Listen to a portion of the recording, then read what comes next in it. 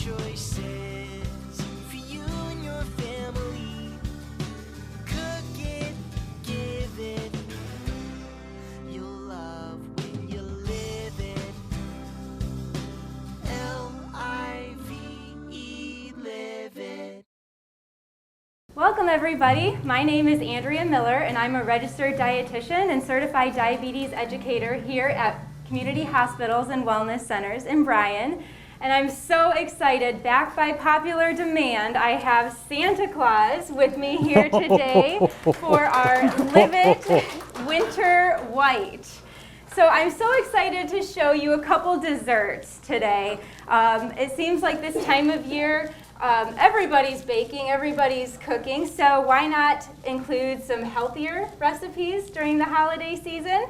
A couple other considerations with these recipes is I've worked with a lot of people lately that have allergies. In fact, Santa and I were just talking about some allergies. He said his wife is allergic to one of our ingredients, white chocolate chips. But there's a couple allergens that are very common right now. One is gluten. So both of our recipes today are gluten-free for any of your family members that are gluten intolerant. And then also they are dairy-free as well, except for the chocolate chips. There may be some dairy issues with the chocolate chips, but they're, for the most part, vegan as well. So I'm going to show you today how to make a berry whip with a secret, surprise, and fascinating ingredient. And then we're also going to do a white chocolate chip blondie.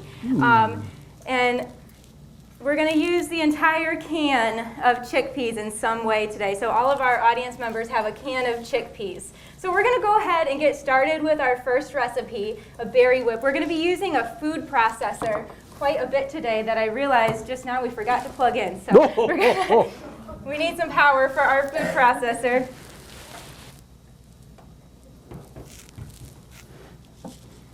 Okay, for our berry whip, we're using 2 cups of frozen mixed berries. You can use really any frozen fruit you want. I really like the berry combination. I came across this recipe on accident. I actually made it up. So what do we have in there? We have strawberries, blueberries, blackberries, raspberries. Yeah, all sorts of good stuff in here. So you're getting lots of antioxidants with this blend. But if you don't like some of these fruits, you can use any frozen fruit you want. So we're going to go ahead and we're going to add 2 cups of frozen berries. And I prefer frozen in this recipe because we're making I can't call it an ice cream, but because there are no ingredients that are in ice cream in this recipe. But it's like an ice cream, and we're going to freeze it. So starting with frozen berries, half of the freezing process is done for you. You could use fresh. It's just going to take it a little bit longer to freeze. 1 second there, Santa. We're going to sweeten it up a little bit. I like sweet. Add, 1/3 of a cup of just regular sugar, white sugar. You could experiment with some different sweeteners if you wanted, like honey, agave. If you're looking for a low-carb option, you could experiment with some artificial sweeteners like Splenda, stevia or truvia, monk fruit extract, things like that. That's going to drop the carb quite a bit. And then we need some liquid in there to help with the with blending the berry. Whoa, we have a magnetic can opener here. I know what I'm bringing you for Christmas, a new can opener. Yeah, no kidding. I have been a very good girl this year, by the way. But you already know that. I do. We're talking about that with my son. Santa sees everything, so. We had a phone call the other night, your son and I. Yeah, you did. Thank you for taking the time to call him. He's been a very good boy. Special. He has been pretty good most of the time. He has his moments. Okay, so then we're going to add a 1/2 cup. I have to find out which one is a 1/2 cup here. We're adding a 1/2 cup of light coconut milk. So again, I stumbled upon this ingredient in here by accident. I was making it for, actually it was Halloween trick-or-treat night, the same night that I think it was Ohio State Purdue maybe was on. And the guys were all in the living room yelling at the TV, and it was making me crazy. So I went in the kitchen and I made up this recipe using black beans, and I had some leftover coconut milk in the refrigerator. I threw some coconut milk in. We're going to do 1/2 cup. How do you milk a coconut? I don't know, Santa. This is just coming from a can. Do you know how to milk a coconut? You break it open, I believe. Santa knows everything. All right, so we're going to blend that up. Whoa. Oh, you're good.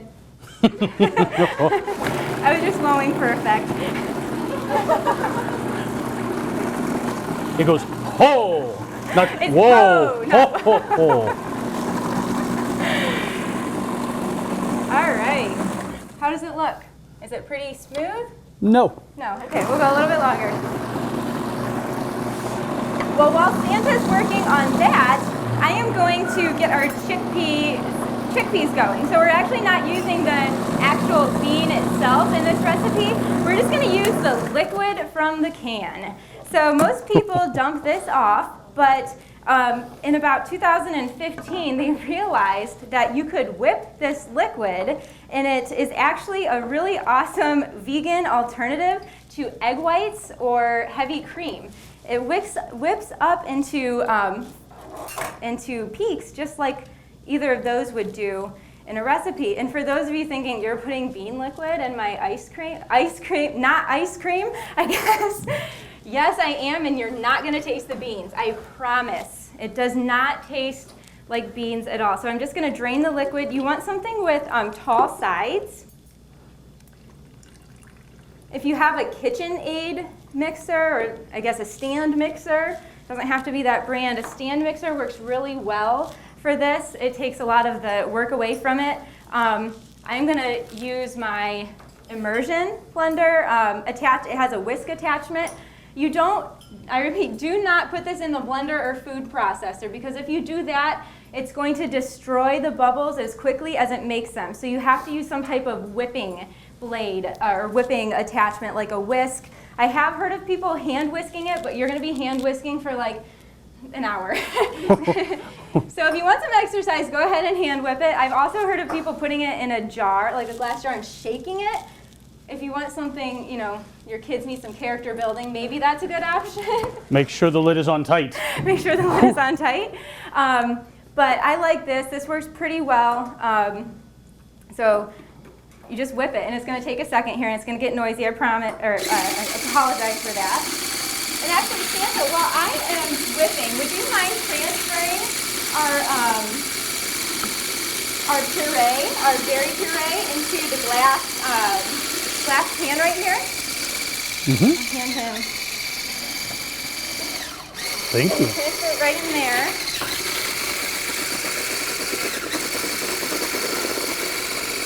So as you can see, it's starting to get thick already.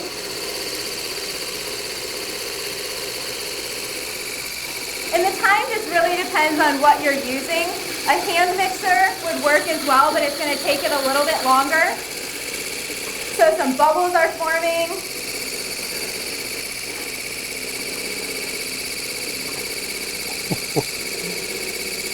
Thank you, Kitchen Elf. And it's starting to get even thicker. Beginning to look a little like Christmas in there. Yeah! That's why we named it White Christmas. Sorry, Winter White. This stuff is amazing. When I first discovered that I could do this with the liquid from a can of chickpeas, I was literally doing cartwheels. In your kitchen? In my kitchen. How Heck big yeah. is your kitchen?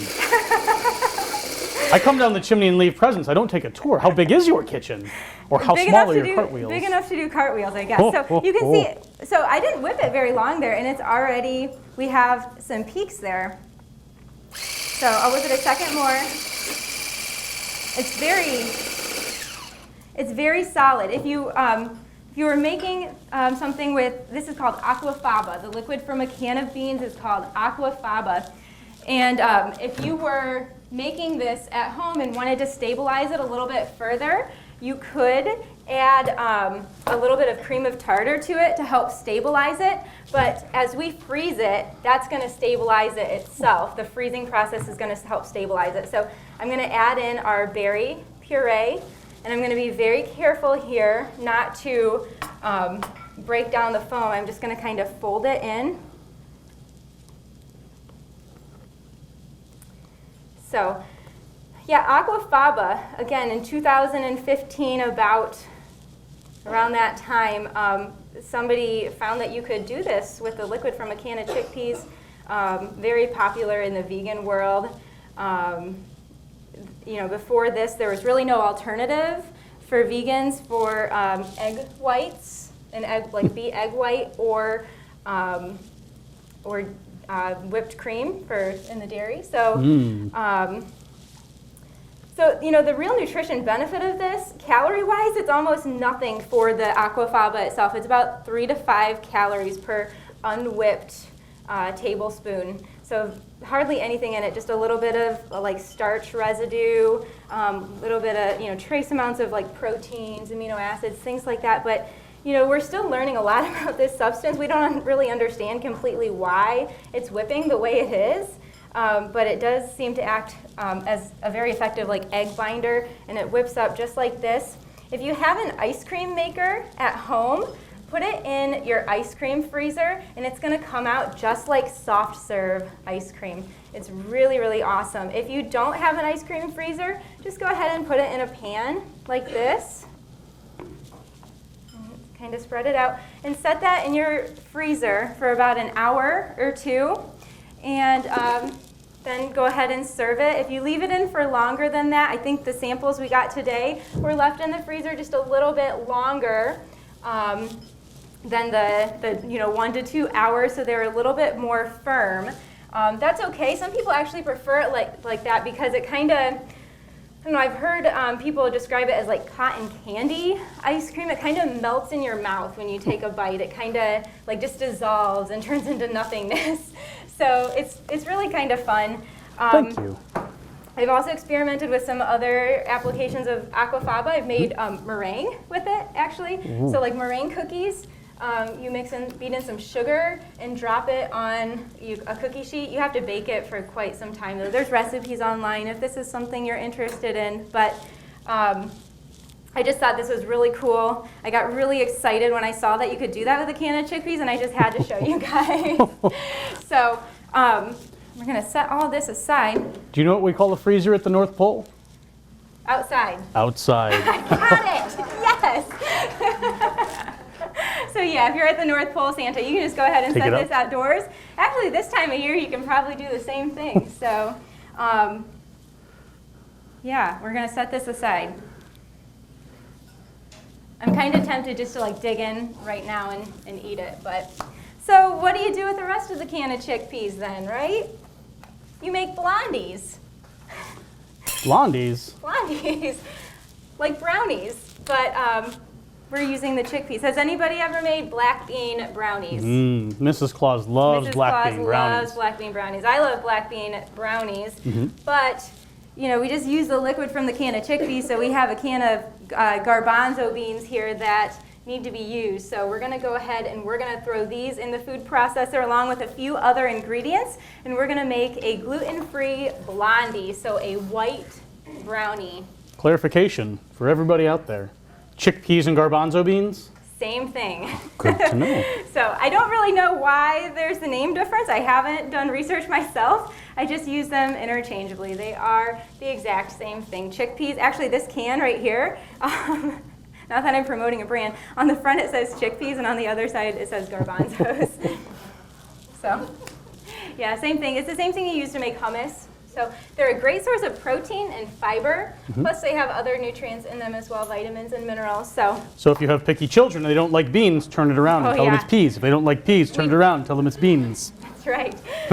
we did a trial of this recipe for our wellness committee, and I was sitting next to someone trying the blondie, and she's like, I don't like chickpeas. I'm like, you don't like chickpeas? And she's trying the recipes. Oh, these are so good. I'm like, well, you're eating chickpeas / garbanzo beans right now as we speak, and you can't even tell. So yeah, good way to sneak in some healthy ingredients in a really fun way. So we're going to go ahead and we're going to set our food processor back up. We rinsed it out in the meantime and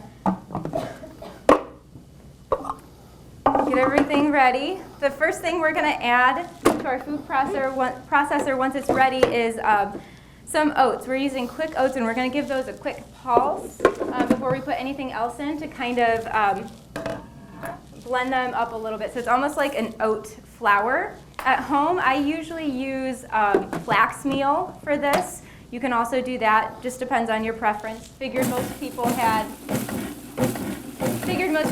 oats versus flax in their pantry at this time. So, are they chopped up a bit? Chopped up a bit. How chopped up would you like You can keep going a little bit more. We want them pretty fine, kind of like sand. Ladies and gentlemen, Santa. All right, how's it look? It looks chopped up. All right, so we're going to add our can of, what do you prefer to call them, Santa? Delicious. Okay. We're going to add our can of Delicious into, and then we're going to add some more. Santa's just ready to go. He's ready to blend. We're going to sweeten it up a little bit too. It is Christmas, so we have 3/4 of a cup of brown sugar. Oh, you need a little utensil. Thank you. It's a little firm, but hopefully the food processor will take care of that. And then we have 3/4 of a teaspoon of baking powder, 1/8 of a teaspoon of baking soda, 1/4 of a teaspoon of salt. The salt helps to bring out the sweetness. But we don't need to bring out the sweetness in Santa, do we? And then 2 teaspoons of vanilla extract. And then we can put the top on and give it a whirl. You want it to be pretty smooth.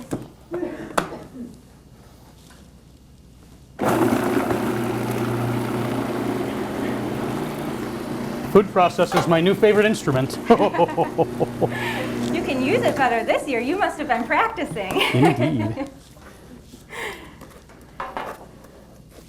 How's it look? Still? Our brown sugar did not want to cooperate. That's some, The brown sugar's been a bad boy. yes.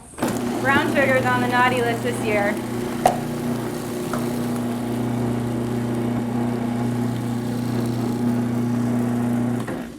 Is it still being naughty? I think we're okay. Okay, we're okay. Let's see how it looks. Hey, that looks great. Let's show our audience at home how lovely that looks. So it's just it kind of looks like sand a little bit. Or peanut butter cookie dough. Peanut butter cookie dough. That's probably a better description of it. Okay, so we're gonna add some yumminess. Very technical term, yumminess, right? And, oh, yeah, we can do that. Great idea, Santa. So since it's Live It Winter White, we are adding white chocolate chips. But I'm kind of a dark chocolate girl myself, if I'm being totally honest. So the original recipe did have dark chocolate in it.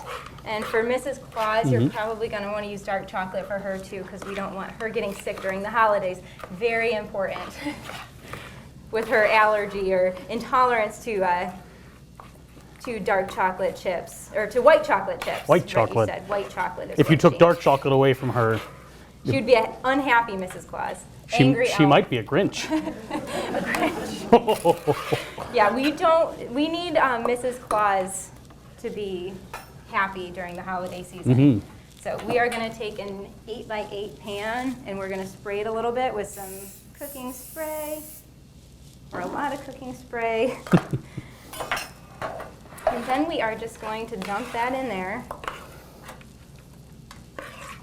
and bake it. I'm going to ask for some participation from our audience because I don't remember what the recipe says for temperature and how long to bake it. Nobody wants to talk. 350 for how long? 30 minutes. So 350 for 30 minutes. I'm going to spread that out.